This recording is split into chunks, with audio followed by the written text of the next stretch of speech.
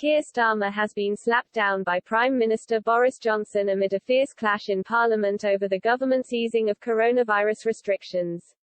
The Prime Minister erupted at the leader of the opposition after delivering his update of coronavirus restriction to Parliament. After the government decision to loosen all remaining COVID restrictions was criticised by Sir Keir Starmer, Boris Johnson fired back that the Labour leader had a ferocious grip of the wrong end of the stick.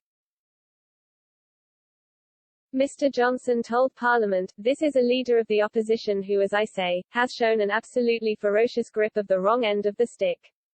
He never ceases to amaze. He was wrong on July the 19th, if you remember, totally wrong. He said we shouldn't open up on July the 19th. Labour said that we needed a roadmap back into lockdown during December. They wanted to, he voted several times, to stay in the European Medicines Agency contrary to his denials in this House." The Prime Minister continued, "H has been consistently wrong on all of the big calls.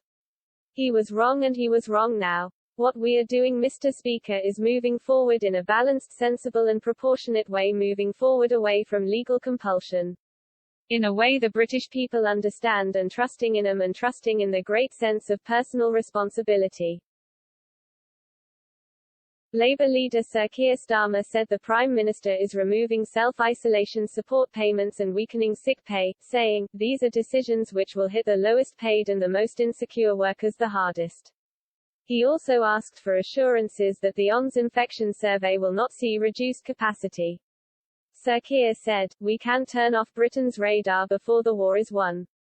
Ignorance is bliss is not a responsible approach to a deadly virus. It actually risks undoing all the hard-won progress the British people have achieved over the last 2 years."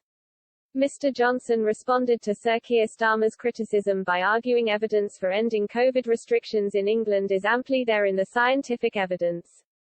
He said, "The evidence for what we are doing today is amply there in the scientific evidence, in the figures for the rates of infection that I have outlined today and in all the data that is freely available to members of the House. They can see what's happening with infection rates, with mortality, with what Omicron is doing across the country.